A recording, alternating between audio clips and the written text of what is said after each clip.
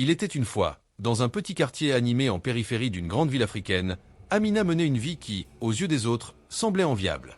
Femme d'un homme respectable, mère de 2 enfants en bonne santé, elle vivait sous un toit solide, à l'abri du besoin.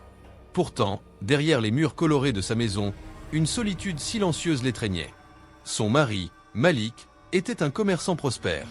Son travail l'amenait souvent à parcourir de longues distances, négociant des affaires dans différentes régions. Pendant des jours, parfois des semaines, Amina se retrouvait seule à gérer le foyer. Si, au début de leur mariage, elle supportait ses absences avec patience, les années avaient creusé un vide qu'elle ne savait plus comment combler. Le matin, elle préparait les enfants pour l'école, rangeait la maison, puis se retrouvait face à elle-même, dans un silence pesant. Elle discutait parfois avec sa voisine Fatou, une femme vive et bavarde qui connaissait tout du quartier. « Amina, tu restes trop enfermée !»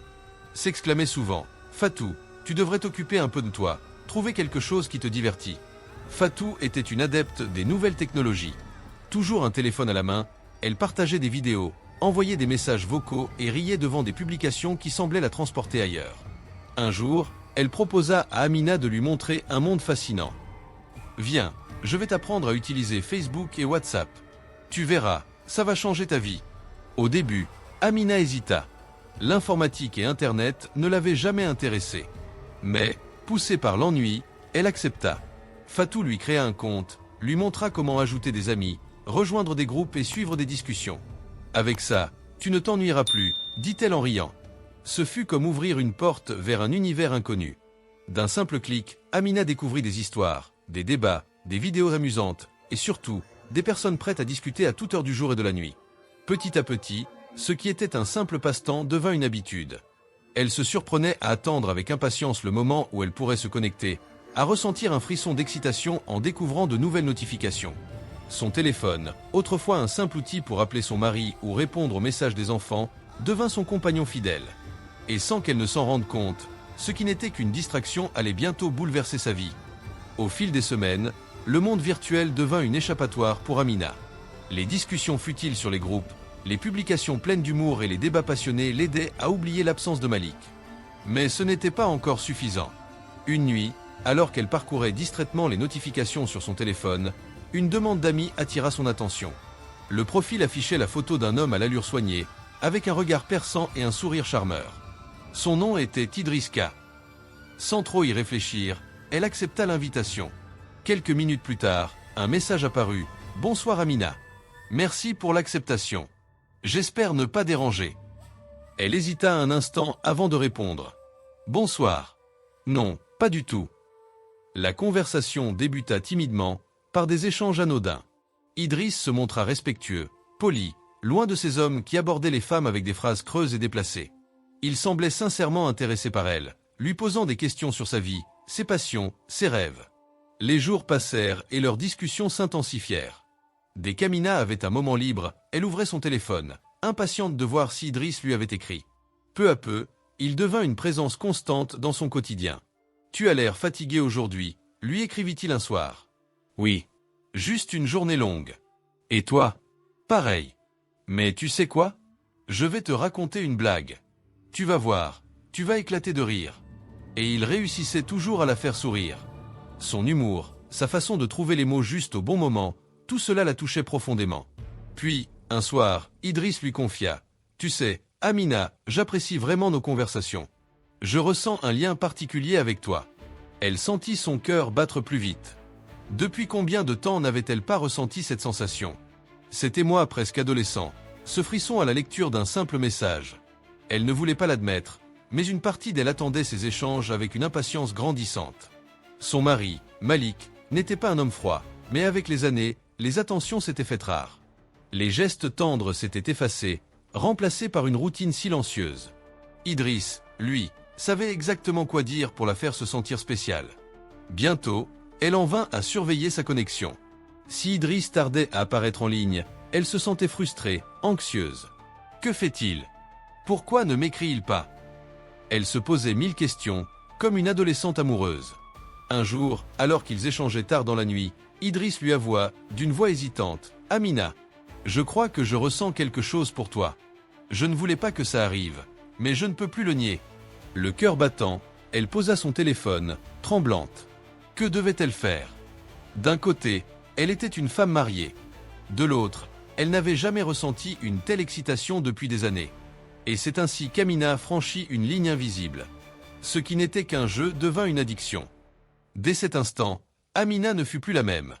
Chaque matin, en ouvrant les yeux, son premier réflexe était de vérifier si Idriss lui avait écrit. Chaque nuit, elle luttait contre le sommeil pour prolonger leurs échanges. Son cœur, autrefois battant pour Malik, s'emballait désormais pour un homme qu'elle n'avait jamais rencontré. Au fil des jours, leur relation prit une tournure plus intime. Les mots doux remplacèrent les discussions légères, et bientôt, les messages devinrent plus osés. Idriss savait exactement comment la séduire, comment lui donner l'impression qu'elle était la seule femme qui comptait. Un soir, alors que Malik l'appelait depuis l'une de ses tournées commerciales, Amina répondit distraitement « Allô ? Oui, ça va, et toi ? Tu as l'air fatiguée, ma chérie. Les enfants vont bien ? Oui, tout va bien. » Mais en réalité, elle ne l'écoutait qu'à moitié. Son téléphone vibrait sous ses doigts. Idriss venait d'envoyer un message. « Je pense à toi. Tu me manques. » Elle sentit son cœur se serrer. Son mari parlait encore, mais elle n'entendait plus. Comment en était-elle arrivée là? À partir de ce jour, elle jongla entre deux réalités, celle de l'épouse et mère dévouée, et celle de la femme envoûtée par une passion virtuelle. Mais plus elle avançait, plus la frontière entre ces deux mondes s'effaçait. Elle trouvait des excuses pour s'isoler, prétextant de la fatigue pour aller se coucher plus tôt et discuter avec Idriss sous les draps. Elle devenait nerveuse lorsque Malik la surprenait un peu trop souvent sur son téléphone. Même ses enfants commencèrent à remarquer son comportement étrange.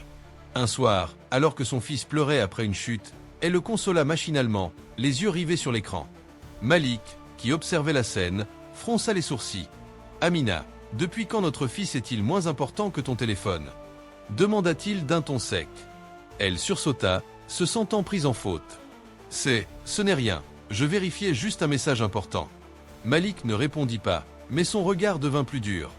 Une nuit, Idriss lui demanda une photo plus intime. « Je veux garder une image de toi quand je ferme les yeux. Juste une, rien de compromettant. » Amina hésita. Elle savait que c'était risqué, mais l'excitation et le désir l'emportèrent sur la raison. Elle se mit en scène, prenant une photo légèrement suggestive, juste assez pour titiller sans trop en dévoiler. « Tu es magnifique. J'aimerais tellement être près de toi. » Les jours passèrent, et Amina s'enfonça davantage dans cette relation interdite. Son téléphone était devenu son plus grand secret, un objet qu'elle ne quittait plus, craignant qu'un simple regard de Malik ne révèle l'ombre d'Idriss. Elle prenait toutes les précautions possibles, effaçait leurs conversations, utilisait un second compte, activait le mode silencieux. Mais l'addiction était trop forte. Dès qu'elle avait un moment de solitude, elle s'empressait de lui écrire. L'absence de son mari lui semblait désormais un soulagement plutôt qu'un vide. Mais ce qu'elle ignorait, c'est que le destin prépare toujours des surprises à ceux qui jouent avec le feu. Un soir, alors que Malik regardait un match de football au salon, Amina, elle, s'était enfermée dans leur chambre, impatiente de retrouver Idriss en ligne. « Tu me rends fou, Amina. Je donnerais tout pour être avec toi. » Son cœur battait à toute vitesse. Elle hésita, puis, dans un élan de passion aveugle, elle prit une nouvelle photo, un peu plus audacieuse que la précédente, et l'envoya. Mais à cet instant précis, « Maman, viens vite. Yannick est tombé. » Le cri paniqué de sa fille la fit sursauter. Elle posa précipitamment son téléphone sur le lit et courut vers la salle de bain. Son fils était en pleurs, du sang perlant sur son genou. Affolée, elle s'empressa de le soigner, oubliant tout le reste. Pendant qu'elle soignait son fils, elle vit Malik entrer dans leur chambre. Malik, curieux de voir ce qu'elle faisait dans la chambre, s'était approché du lit. Son regard se posa sur l'écran du téléphone encore allumé, et ce qu'il vit le pétrifia. Les messages enflammés. Les déclarations passionnées. Les photos suggestives. Tout était là. Preuve d'une trahison silencieuse, mais bien réelle. Il sentit son cœur se serrer. Ce n'était pas un simple échange d'amitié. C'était une connexion profonde, une passion qu'il n'avait plus vue briller dans les yeux de sa femme depuis longtemps. Au lieu d'exploser de colère, Malik fit quelque chose d'inattendu. Il prit la place d'Amina, saisit le clavier et écrivit à Idriss « Je t'aime mon amour. Tu me manques. » La réponse ne tarda pas. « Moi aussi, mon ange. » L'homme qui se trouvait de l'autre côté de l'écran venait de confirmer ce que Malik redoutait.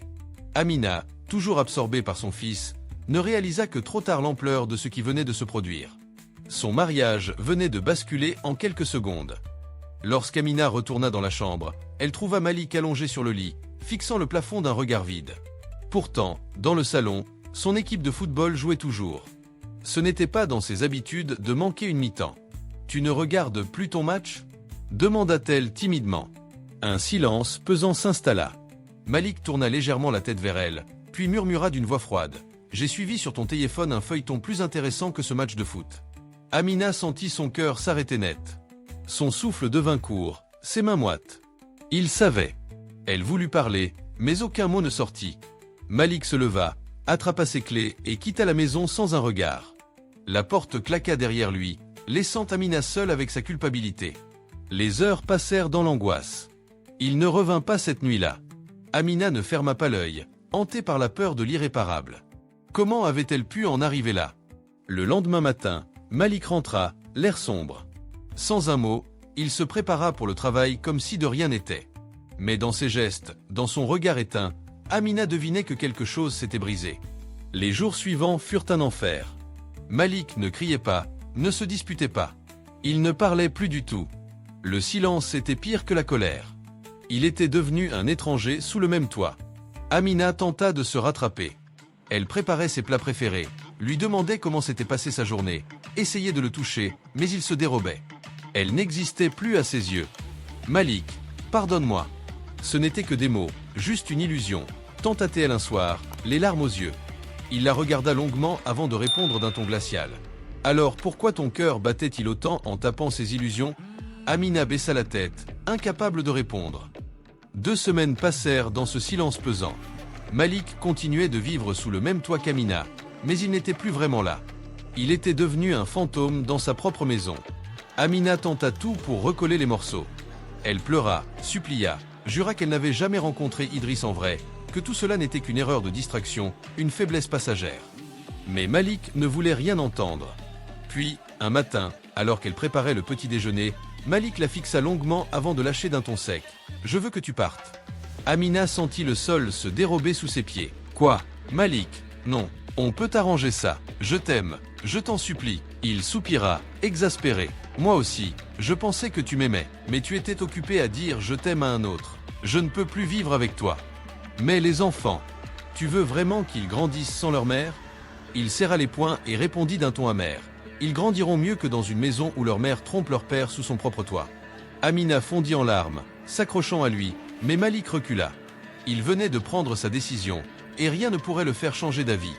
Malik lui laissa 1 semaine pour partir. Elle espérait qu'avec le temps, il reviendrait sur sa décision. Mais au bout du 7e jour, il fit ses valises, et ce fut lui qui quitta la maison.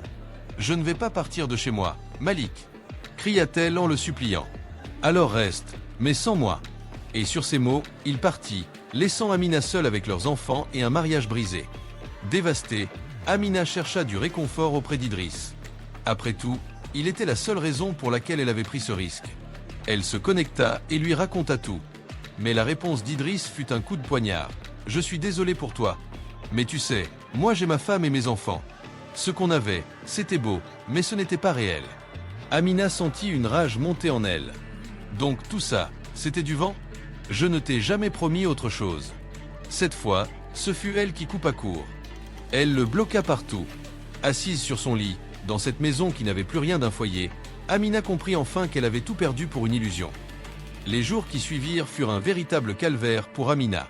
Sa maison était devenue un désert de solitude. Sans Malik, sans ses rires, sans sa présence réconfortante, chaque pièce lui rappelait son erreur. Les enfants, trop jeunes pour comprendre, demandaient souvent après leur père. « Où est papa? Quand va-t-il rentrer ?» Amina n'avait pas la force de leur répondre. Elle se contentait de détourner le regard, étouffant ses larmes.